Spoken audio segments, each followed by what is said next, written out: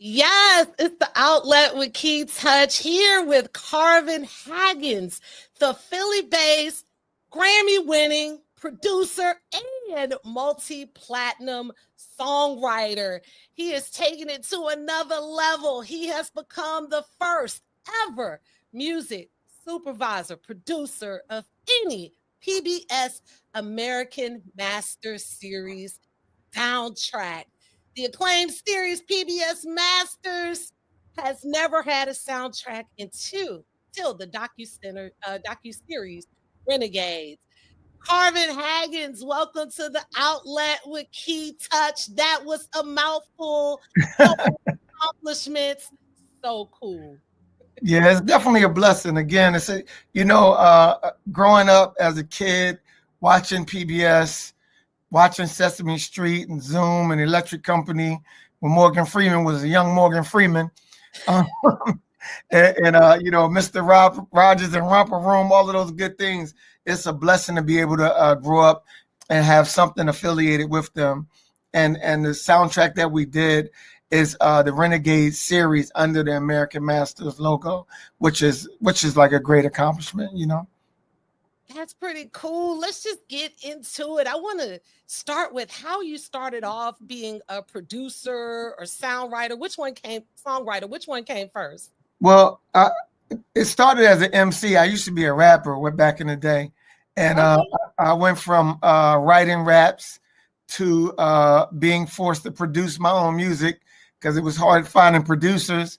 And then partnering up with Jazzy Jeff, actually becoming one of the writers and producers of the A Touch of Jazz camp.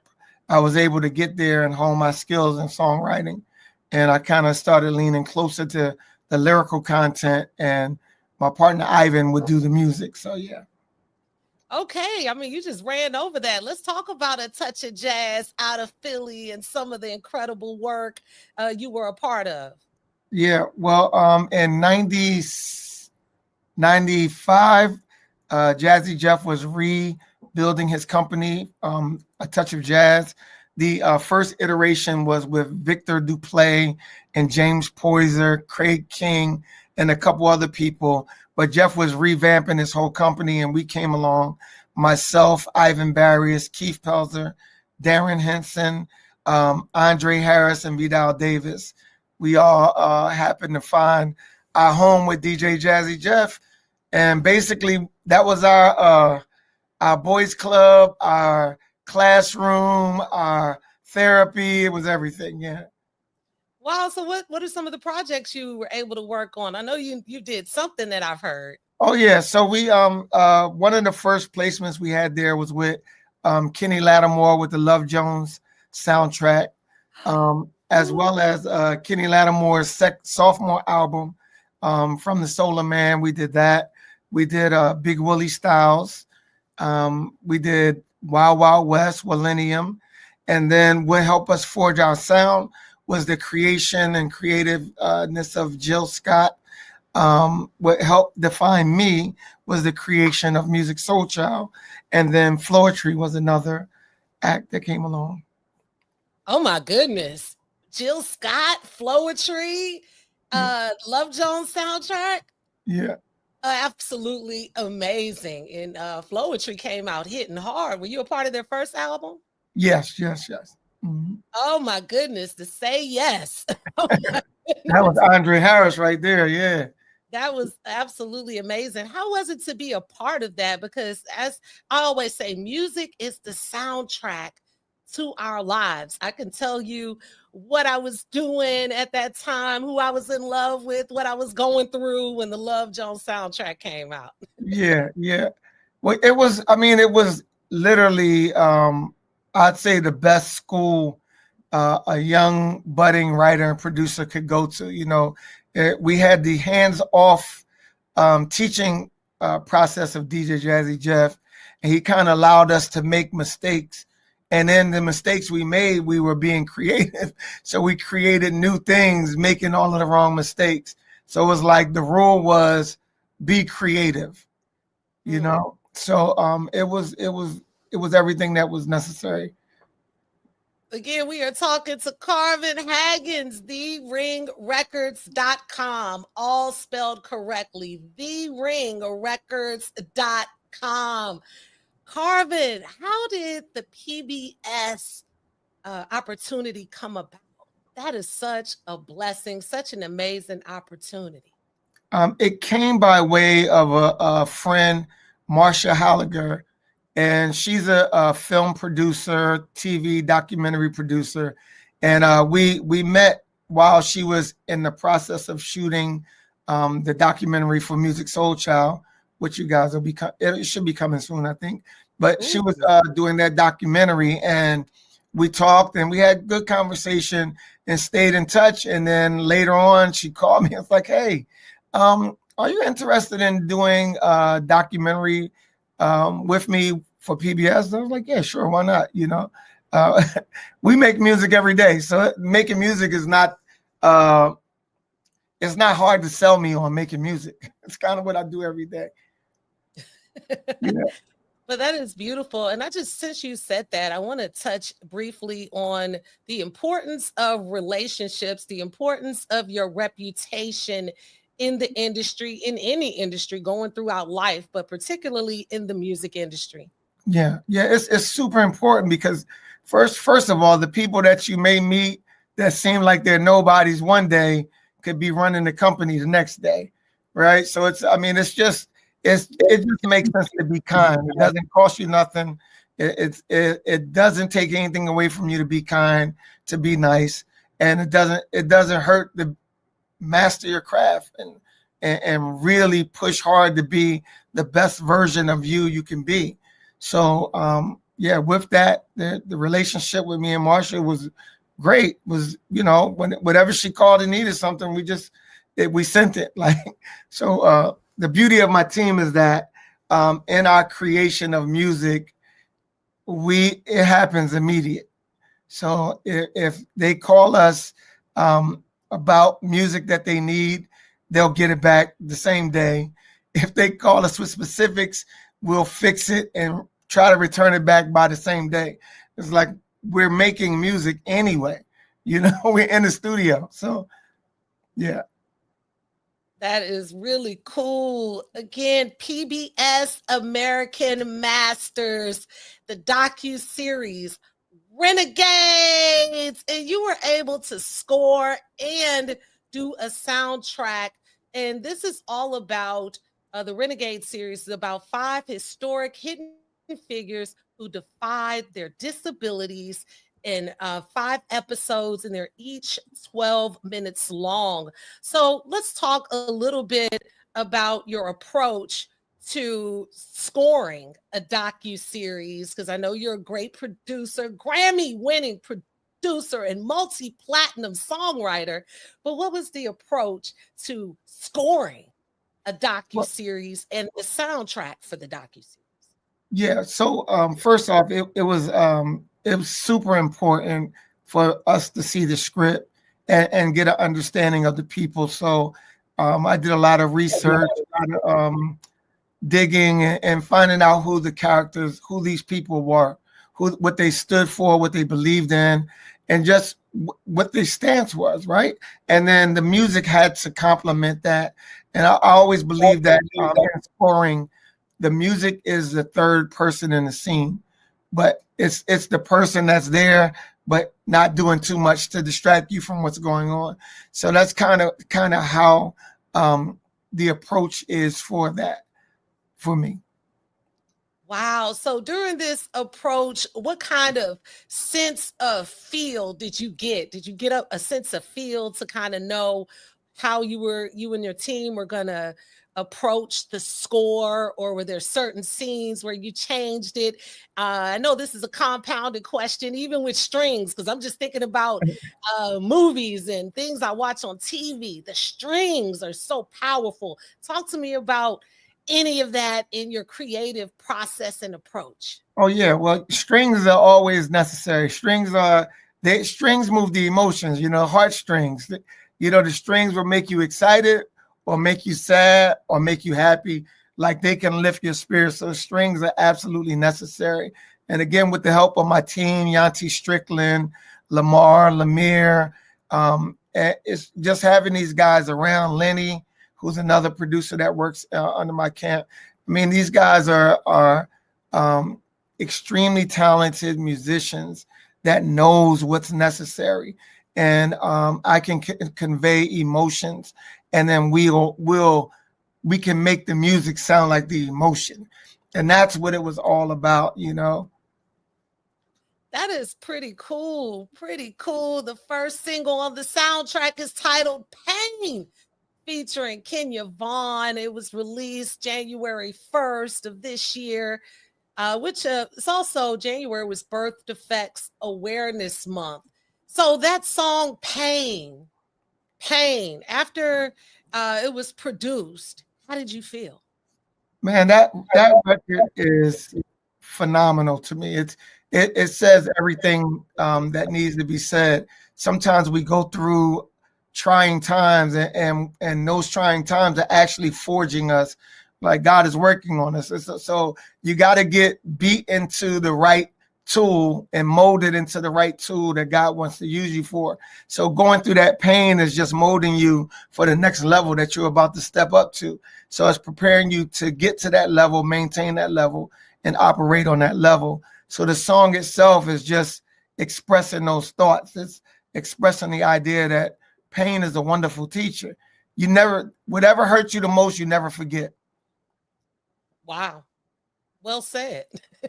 Yeah. I don't even have anything to say about that one. You're right. Anything that hurts you most is something you will never, ever forget. Again, we are talking to Carvin Haggins. He's so many things. Philly-based Grammy-winning producer, multi-platinum songwriter, also philanthropist.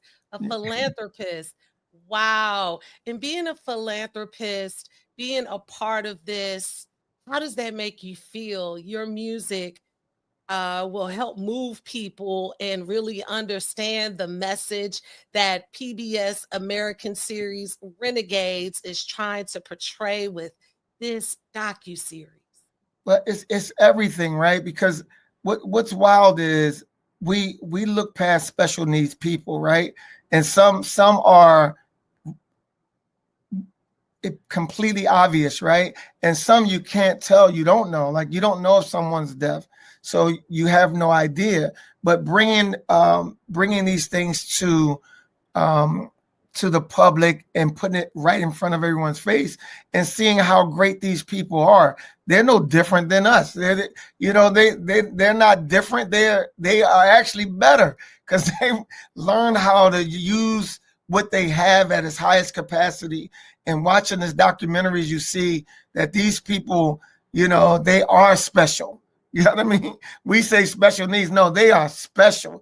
They are like God's gift to this planet, and the way they operate and the way they move to help us, to help the community, to help society is just a powerful thing. And I like to say, I have to thank Day Al Muhammad and Charlotte Mangan because of what she did, and Amanda Tucker, who was a part of it, and of course Marsha Halliger.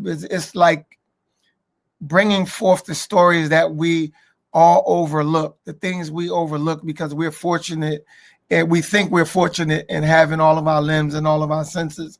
It's like some who don't have it are way more fortunate than us in every other way, Especially with all this talk about ending DEI programs and things like that. Like you said just a minute ago, so many times they're overlooked. Yeah. And they're very special, very brilliant. Yeah. Even ones that we see where we can see the disabilities, that's not stopping anything, which leads me to what was the most inspiring docu-series episode that you saw with Renegades? Miss Celestine Tate, like her story was so amazing. It's like she was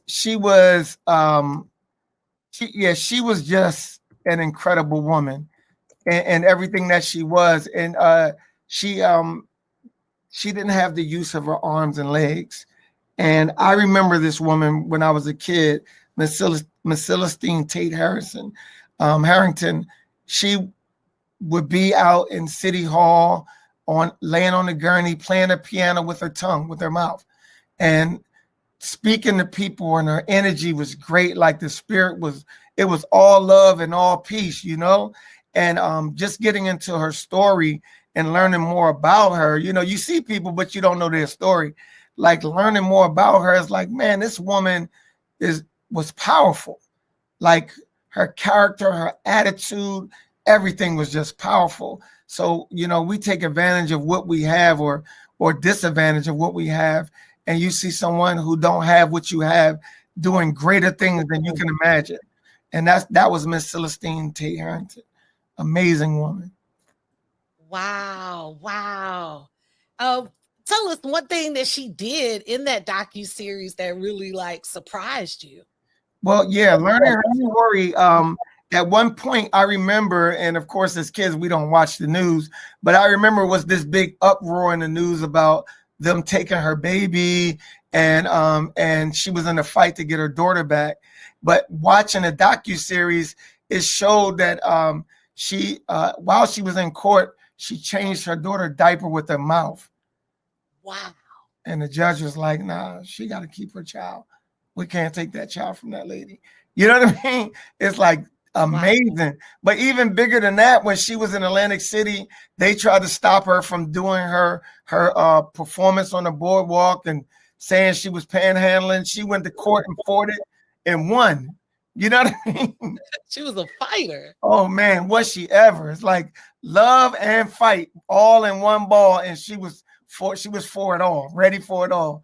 And it was great to see, Again, PBS American Masters. We're talking about Renegades, the docu-series, which Carvin Haggins and his team did the soundtrack and the score. Just so cool, just really cool. Carvin, on my show, I always like to talk about the give back. It's all about the give back. TheRingRecords.com, Carvin Haggins. What is your advice to someone that wants to be a producer or wants to be a songwriter? And what words of wisdom do you have for them? All right, so this how many minutes I have? I got a lot of words now, but really, I think first and foremost, one of the things I've learned in this industry and finding my way in my career is that I've learned not to take advice from people who don't do or have not accomplished what I'm trying to accomplish. I don't want the rhetoric from somebody who worked the job their whole life that can't tell me how hard it is being an independent artist that's going to starve a little bit before you eat. You know what I'm saying? I don't need a carpenter telling me how to fix my car. I don't want that. You know what I mean? I don't need a proctologist to tell me about my dental work. Like, you know what I mean? It's like I want to talk to the master of what it is I'm doing. So I say seek and find the masters at what you're trying to do. Study what you're trying to do. Learn every aspect about it, and then pursue with intelligence and pursue with information. Is what I'd like to say to young writers and producers.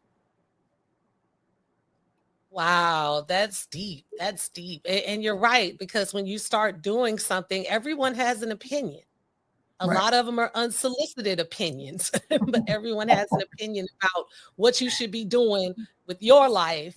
And it's interesting to say the least. So again, like Carvin said, don't take advice from somebody who hasn't accomplished what you're trying to accomplish. They can't see it. And let's talk about vision just briefly. Yeah. God gives you a vision.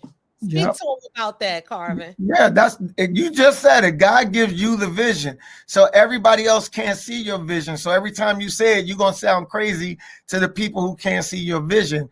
And most times when you say it, you'll get discouraged because your vision is always bigger than you. It's always bigger than the person you're talking to. So having that conversation, it sounds crazy. So all I say is when God give you vision, seek God, find a vision, go follow the vision, pursue the vision. And once it manifests itself, then people will be able to see it. And at the same time, you can't be mad at people because they don't see it, because it's your vision. It's not for them to see. Yeah. And I agree with that wholeheartedly. And I just thought about Dr. Martin Luther King Jr.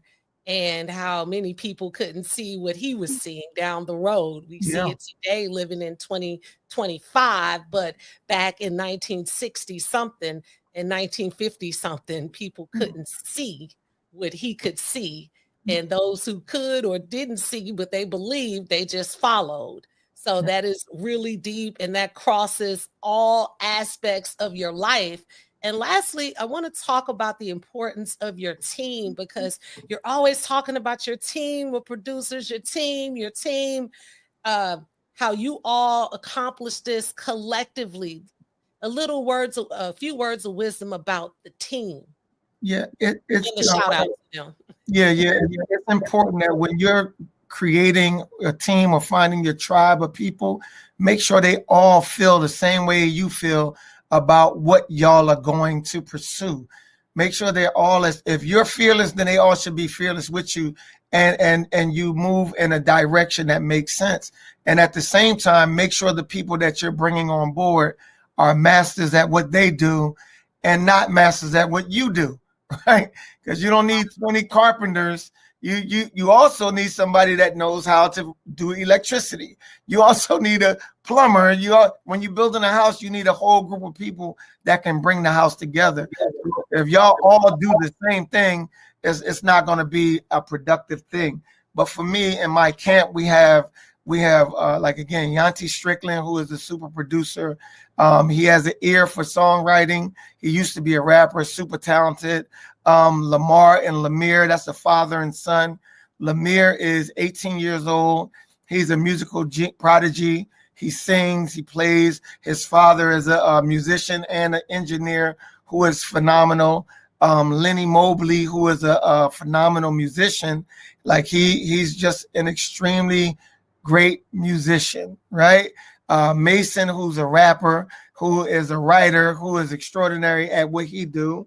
Shanae Savage, who's a singer-songwriter, and Stephanie Chambers, who is a singer-songwriter. She actually engineers her own music as well. So, I mean, Carmen, who is a singer-songwriter and admin.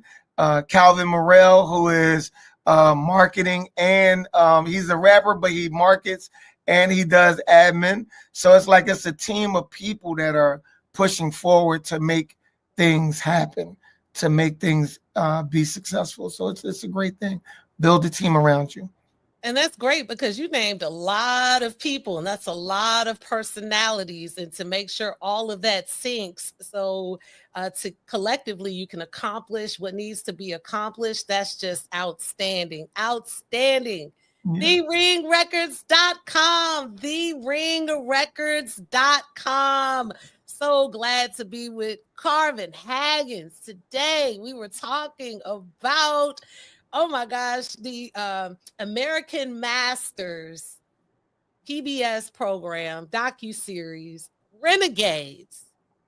And it's a docu-series about individuals with disabilities. And Mr. Haggins did the score. He did the soundtrack. Oh, I know so much more is to come. The first single is out, Pain.